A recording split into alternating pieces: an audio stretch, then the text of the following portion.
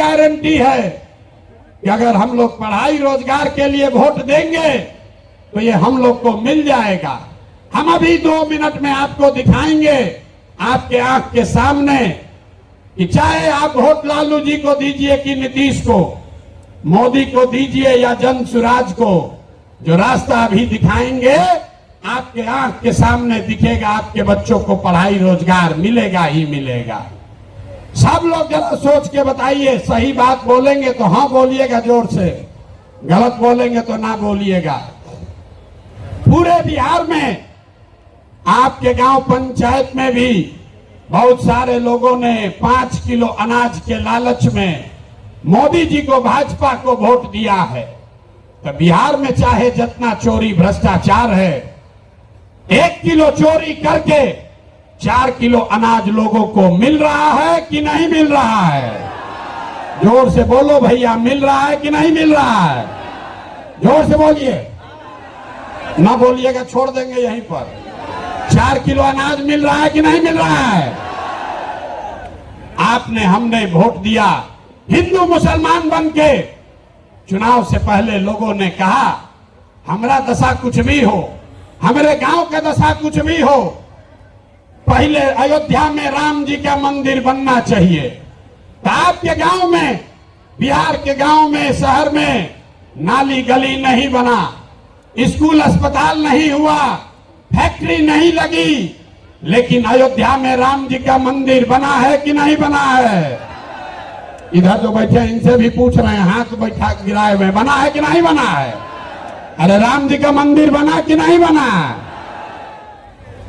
आपने, हमने वोट दिया कई लोगों ने लालू जी को। लोगों ने कहा कि कुछ भी हो, लालू जी के राज में पिछड़ों को, गरीबों को, वंचितों को आवाज और सम्मान मिला। तो लालू जी के राज में सड़क, बिजली, पानी नहीं मिला, बच्चों को पढ़ाई रोजगार नहीं हुआ।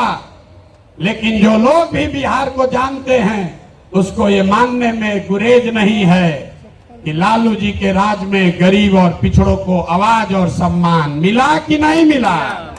हाथ उठाकर बताइए, मिला कि नहीं मिला? कई लोगों ने वोट दिया नीतीश कुमार को, कहा कि बिहार में हमको सड़क, बिजली, पानी चाहिए।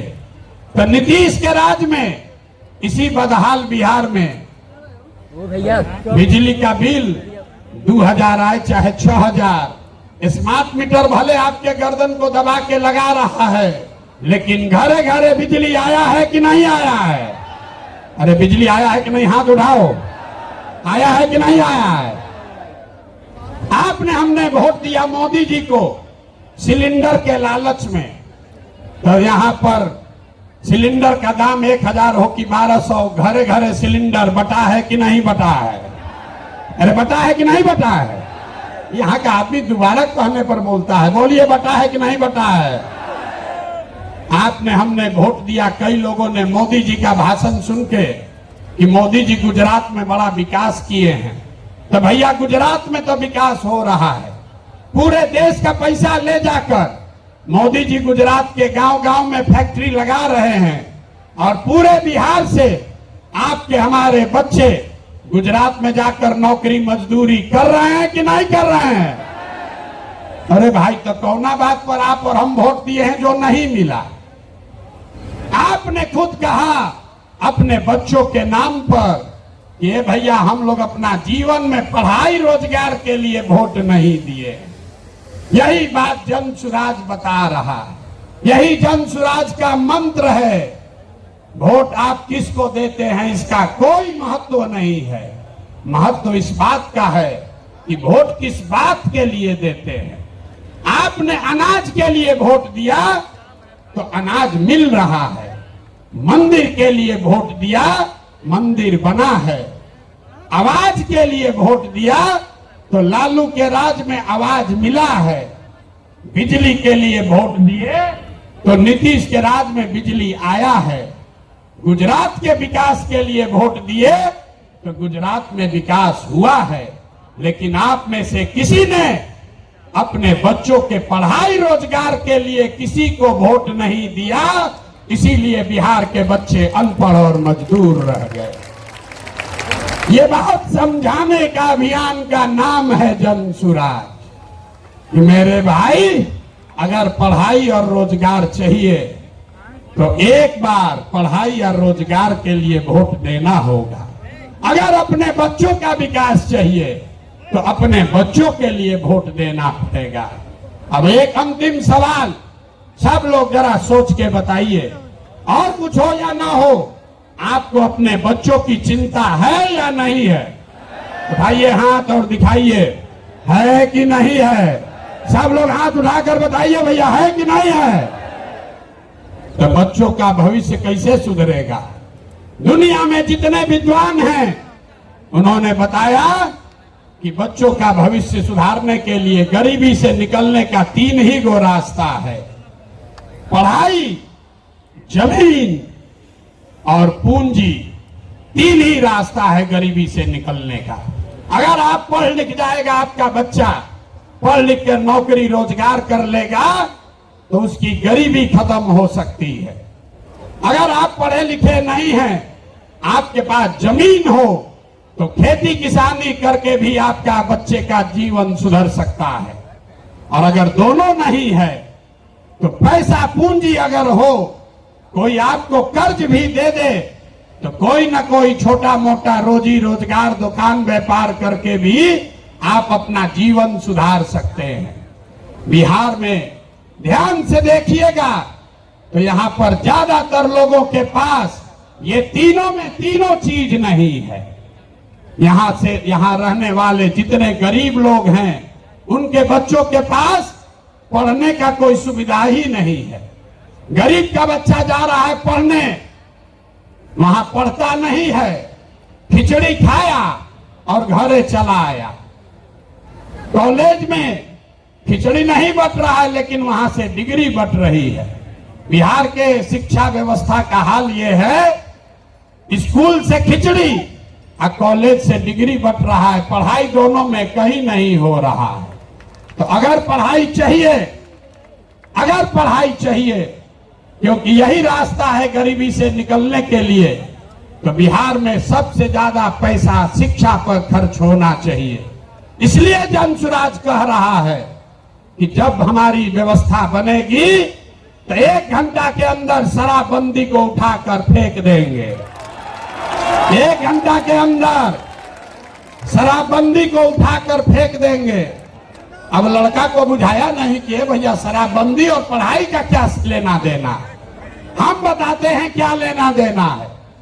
अगर बिहार में विश्व स्तरीय विश्व देश का सबसे अच्छा शिक्षा व्यवस्था बनाना है तो 5 लाख करोड़ रुपया चाहिए। 5 लाख करोड़ रुपया चाहिए अगले 10 वर्ष में, तो देश का सबसे अच्छा शिक्षा व्यवस्था बिहार में बना दिया जाएगा। और ये 5 लाख करोड़ रुपया आएगा कैसे? ताली मत बजाइए, समझिए। जो शराबबंदी हटाएंगे तो ये तय किया कि शराब से आने वाला टैक्स का पैसा वो बजट में नहीं जाएगा, नेताजी के सुरक्षा के लिए नहीं खर्चा होगा, सड़क बिजली पानी के लिए नहीं होगा। जितना शराबबंदी के टैक्स का पैसा होगा अगले 20 वर्ष बिहार में सिर्फ और सिर्फ नई शिक्षा व्यवस्था बनाने के लिए खर्च किया जाएगा। अब समझ में आया काहे हटाना चाहते हैं? हर वर्ष 20,000 करोड़ रुपया शराबबंदी के चलते नुकसान हो रहा है, तो 20 वर्ष के पैसे को, शराब के टैक्स को अगर आप नई शिक्षा के व्यवस्था के लिए खर्चा करें तो 4 लाख 5 लाख करोड़ रुपया बिहार के बच्चों के मुस्तकबिल को बदलने के लिए उपलब्ध हो जाएगा। तब आपकी सभा में पूछ रहे हैं, बताइए ये योजना लागू होना चाहिए कि नहीं लागू होना चाहिए? ना, जोर से बोलिए। शराबबंदी हटाकर उस पैसे से नई शिक्षा व्यवस्था बनाना चाहिए कि नहीं बनाना चाहिए? ना बोले, हाथ ना उठ रहा है अभी, हाथ उठाकर बोलिए जोर से। ना, जिसको ना बोलना है ना बोलो, बोलिए हटना चाहिए कि नहीं हटना चाहिए? हटना चाहिए। तो हम ये नहीं कह रहे हैं कि शिक्षा व्यवस्था बनाएंगे, उसका रास्ता भी आपको बता रहे हैं। 5 लाख करोड़ रुपया जुटाएंगे इसी बिहार से और ऐसी शिक्षा व्यवस्था बनाएंगे कि पूरे देश से लोग जैसे नालंदा विक्रमशिला में पढ़ने आते थे वैसे यहीं पर पढ़ने आएंगे, तभी बिहार ज्ञान का भूमि फिर से बनेगा। होना चाहिए ना? एक बार जोर से ताली बजाइए, तो बजाइए जोर से ताली। ना हुआ? अरे अपने बच्चों की शिक्षा व्यवस्था के लिए आप इतना ताली भी नहीं बजा रहे हो यार, जोर से बजाइए ताली। इस सदन ने इसको अप्रूव कर दिया ना, शराबबंदी जाएगा, नई शिक्षा व्यवस्था आएगी। दूसरा रास्ता ये 15 बरस से ये शिक्षा व्यवस्था से क्या होगा? 0 से 15 साल से कम उम्र के आपके जितने बच्चे हैं वो इतना बढ़िया पढ़ लेगा कि उसको बिहार की व्यवस्था पर वो बोझ नहीं बनेगा। हम लोग सरकारी विद्यालय में पढ़े हैं, लेकिन हमको नाली गली नहीं चाहिए, हमको अनाज सरकार से मुफ्त में नहीं चाहिए, क्योंकि हम अपने पैर पर काबिल हो गए। तो पहला लक्ष्य है कि 15 साल से कम उम्र के बच्चों के लिए इतनी अच्छी शिक्षा व्यवस्था बना दी जाए कि आने वाली पीढ़ी में कोई बच्चा बिहार की व्यवस्था पर बोझ न बने।